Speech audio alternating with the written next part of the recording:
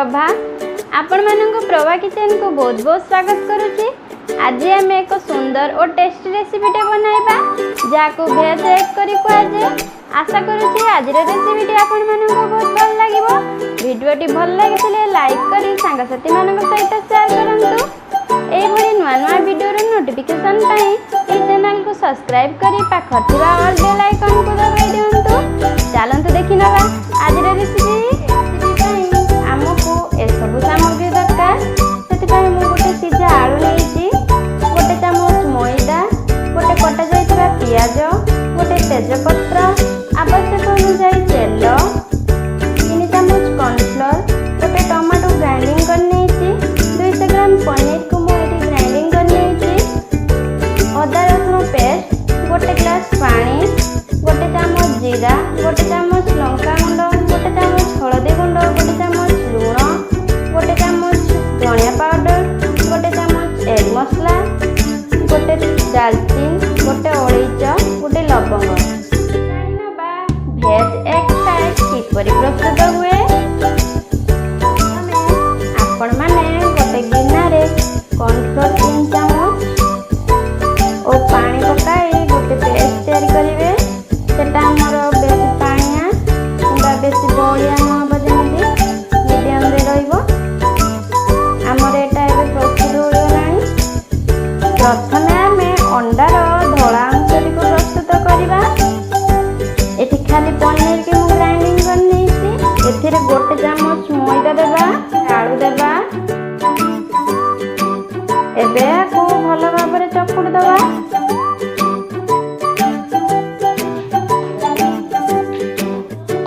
एबे हमर भल भाबरे एटे चकुटा हो जाइए। आम एथिरे पनीर बॉल गुड़ी को तैयार करिबा।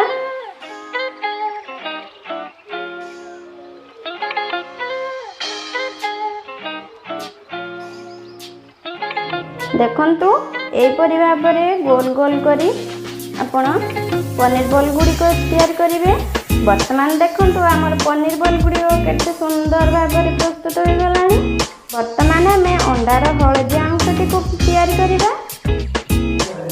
प्रथमे मु गोटे बाउल ले किछि पनीर नेछि, सेतिरे गोटे फाड़ आलू देछि, हाफ चामच हलदी गुंड एथि देछि, गोटे चामच तेल ऐड करछि। वर्तमान को भलो भाबरे एथिरे चकुड़ दबा।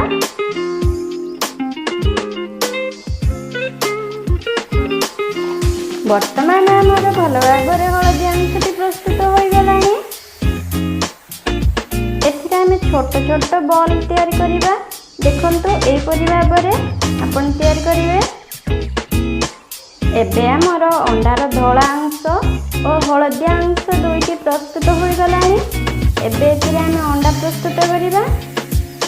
मु एठी किछि तेल नेछि जेति कि आमे अंडा प्रस्तुत रे बहुत सहायता करिवो। प्रथमे धला अंशरे एपरि भाबरे एको धीरे धीरे तेल साहाय्य गोटे राउंड तैयार करिबा। देखंतु मु किपरि भाबरे करूछि।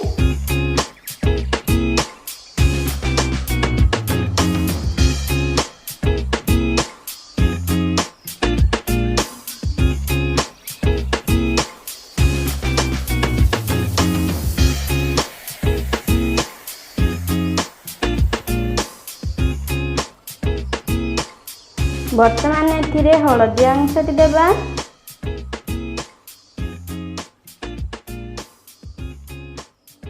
तापरे एहाकु धीरे धीरे को बंद कर देबा। एथिरे आपण जमा पानी की यूज करबे नहीं, तेल रे ही सब करबे।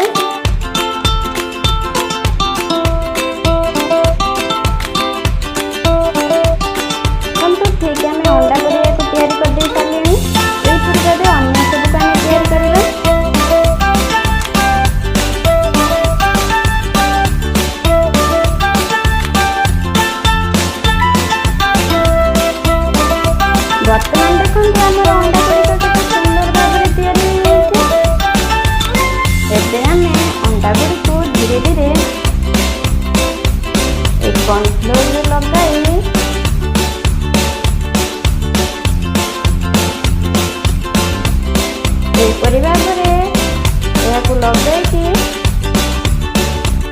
ଏଠି ରଖିଦେବା।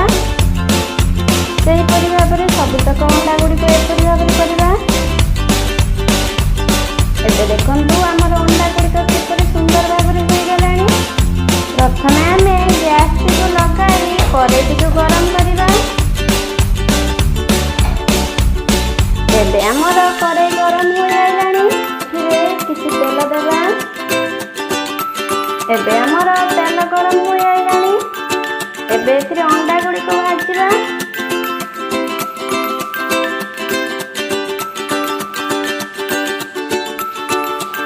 ଏବେ ଆମେ ଧୀରେ ଧୀରେ ଏଗୁଡ଼ିକୁ ଭଲ ଭାବରେ ଭାଜିବା।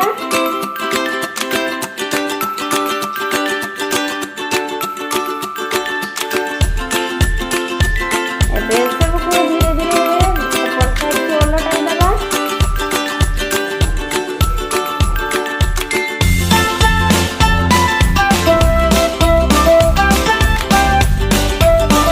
ଏବେ ଆମର ଅଣ୍ଡା ଗୁଡ଼ିକ ଭଲ ଭାବରେ ଭାଜି ହେଇଗଲାଣି।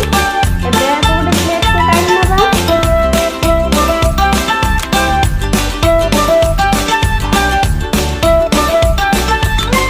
ଏବେ ଆମର ତେଲ ଗରମ ହୋଇଗଲାଣି। ଏବେ ଏଥିରେ କିଛି ଜିରା, ଗୋଟେ ତେଜପତ୍ର, ଗୋଟେ ଡାଲଚିନି, ଗୋଟେ ଅଳେଇଚ, ଗୋଟେ ଲବଙ୍ଗ, କଟା ହୋଇଥିବା ପିଆଜ ପକାଇ ଏହାକୁ ଭଲ ଭାବରେ ଭାଜିବା।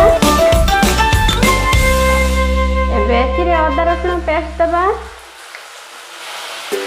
ଅଳ୍ପ ପାଣି ଦେବା। ସେଥିରେ ଗୋଟେ ଚାମଚ ହଳଦୀ ଗୁଣ୍ଡ ଦେବା।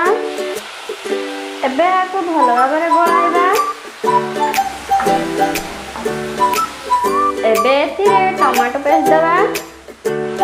ଗୋଟେ ଚାମଚ ଲୁଣ, ଗୋଟେ ଚାମଚ ଧନିଆ ପାଉଡର, ଗୋଟେ ଚାମଚ ଏଗ୍ ମସଲା, ଗୋଟେ ଚାମଚ ଲଙ୍କା ଗୁଣ୍ଡ ପକାଇ ଏହାକୁ 5 ମିନିଟ୍ ପର୍ଯ୍ୟନ୍ତ ଭଲ ଭାବରେ କଷିବା।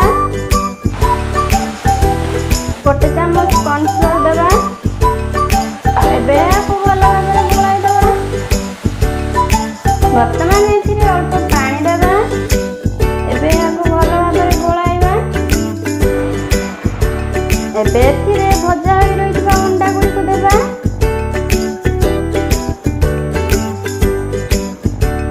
ଧୀରେ ଧୀରେ ଗୋଳାଇ ଦେବା।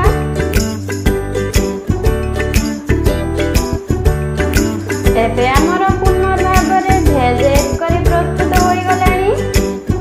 ଏବେ ଏହାକୁ ଗୋଟେ ପ୍ଲେଟକୁ କାଢ଼ି ନେବା।